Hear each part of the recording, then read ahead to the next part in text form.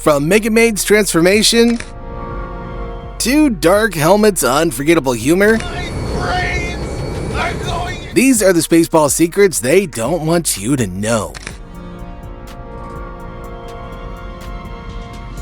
Spaceballs delivered one of the most unforgettable visual gags in sci-fi comedy history, the moment when Spaceball 1 transforms into Mega-Maid. It's ridiculous, it's over the top, and absolutely brilliant. But what makes it even cooler is that George Lucas's own Industrial Light and Magic handled the visuals. Yeah, the same people who made Star Wars look epic helped Mel Brooks make fun of it. Lucas personally gave his blessing and even allowed his team to support the film's effects, making sure this parody looked amazing. Oh, and speaking of George Lucas's involvement, he also laid down one surprising rule that changed the entire marketing of the movie. When George Lucas reviewed the Spaceballs script, he made only one request: no merchandise. That's right, no Spaceballs toys, no action figures, no lunchboxes. It was a gentleman's agreement between Lucas and Mel Brooks, meant to protect Star Wars' massive merchandising empire. Ironically, the movie itself mocked that very idea in one of its funniest running gags, with yogurt breaking the fourth wall to advertise Spaceballs, the flamethrower. It was parody inside a parody, making fun of the very rule that stopped them from selling real merchandise. Merchandising,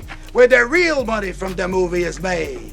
But not everybody was laughing, because behind the scenes, things were getting kind of tense. Before filming began, Mel Brooks and his team were terrified that Lucasfilm might sue them. After all, Spaceballs was packed with Star Wars references, from lightsabers to imitation stormtroopers and Dark Helmet himself. But instead of hiding, Brooks took the bold route. He sent the entire script straight to George Lucas. To everybody's surprise, Lucas didn't just approve it, he actually sent Brooks a personal note praising how funny it was. That green light gave the Spaceballs team the confidence it needed to go all in, pushing their parodies further than ever, knowing that the king of Star Wars himself was in on the joke. And while Star Wars was the main target, Brooks and his crew went after every major sci-fi franchise they could get their hands on. Spaceballs didn't limit its jokes to a galaxy far, far away. It went full throttle, spoofing Star Trek, Alien, The Wizard of Oz, and even Planet of the Apes. The film's sets, costumes, and dialogue were packed with clever nods to these classics. One of the best examples? The chestburster scene from Alien, where the original actor John Hurt returned just to parody his own death, as the creature burst out again.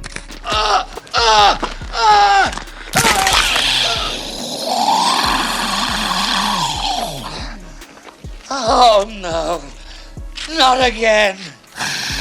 A perfect mix of horror, nostalgia, and pure absurdity. And that kind of magic didn't just come from the script. Some of Spaceballs' funniest moments were born right there on set. A lot of Spaceballs' funniest moments weren't even in the script. Rick Moranis, who played Dark Helmet, improvised several lines that became legendary among fans. I can't breathe in this thing! The cast was given freedom to play around, and it paid off big time. Scenes like ludicrous speed and Comb the Desert were pure comedic gold. Sir? What? Are we being too literal? No, you fool. We're following orders. We were told to comb the desert, so we're combing it.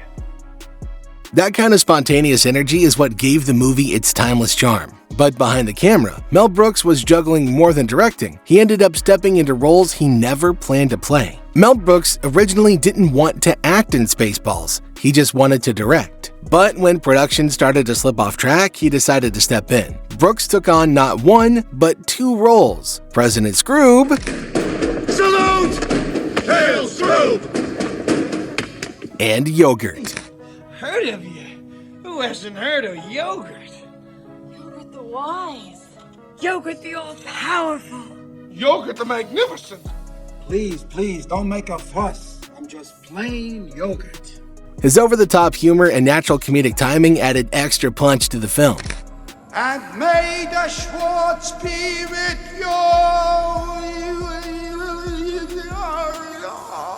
What a world. Many of Yogurt's lines were completely improvised, proving that Brooks' instincts as a performer were as sharp as his wit behind the camera. Now, funny enough, even while parodying Star Wars, Spaceballs ended up predicting some things that would later show up in the real franchise. Spaceballs wasn't just mocking Star Wars, it somehow foreshadowed it. The idea of ludicrous speed would later inspire jokes in official Star Wars media, and even the running gag about oversized helmets found its way into fan-favorite memes years down the line. What started off as a spoof became part of the very culture it was making fun of. It's one of those rare times when parody ends up influencing the original, blurring the line between comedy and canon. And if you thought that the main cast carried out all the fun, wait till you hear about the surprising cameos hidden throughout the movie. Spaceballs had a cast that perfectly balanced star power and comedy gold. Bill Pullman, John Candy, Rick Moranis, and Daphne Zuniga led the charge, but the cameos were the real gems. Dick Van Patten popped in as King Roland.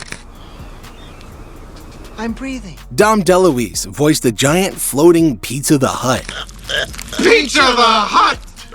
And Joan Rivers herself lent her unmistakable sass to Dot Matrix. What's wild is that some actors auditioned in secret, afraid that Lucasfilm might pressure them not to join. But they still took the risk, and the result was a lineup that made every scene pop with personality and chaos. And while it started out as a cult favorite, Spaceballs' story didn't end in the 80s. In fact, it's gearing up for one hell of a comeback. Like every great comedy, Spaceballs had a few moments that didn't make the final cut. Several deleted scenes, including an extended diner sequence and extra dark helmet bits, were left on the editing floor to lighten the pacing. Mel Brooks later admitted some of these scenes were too funny for their own good, because they threw off the movie's rhythm. A few of them resurfaced on DVD releases, giving fans a glimpse of just how much absurdity was trimmed out. Even behind the scenes, Spaceballs was a constant balancing act between chaos and brilliance. But even after all that cutting and polishing, it became its own kind of pop culture legend. Over the years, Spaceballs has turned into a goldmine for memes, gifs, and inside jokes. Ludicrous speed, may the Schwartz be with you, and I'm surrounded by assholes are now part of internet history. The film even inspired jokes in Family Guy, Robot Chicken, and countless online parodies. It's one of those rare comedies that just evolved with the internet. Fans still quote it, remix it, and share it, keeping its ridiculous energy alive decades later. And if you're wondering how Mel Brooks feels about all this, well, he's got a few thoughts of his own. Even after all these years, Mel Brooks still calls Spaceballs one of his proudest creations. In interviews, he said that making fun of something as iconic as Star Wars only worked because it came from a place of love. He never wanted to mock George Lucas, but wanted to celebrate how huge Star Wars had become by giving it a comedic twist. And now, after decades of rumors, the impossible is finally happening. Spaceballs 2 is officially in production, aiming for a 2027 release. What do the fans want? But instead, we're making this movie. May the Schwartz be with you. Directed by Josh Greenbaum, the sequel will bring back much of the original cast, ready to revive that ridiculous galaxy of Schwartz, sarcasm, and space stupidity all over again. If you enjoyed our breakdown, make sure to like, subscribe, and ring that bell because we've got plenty more deep dives coming your way.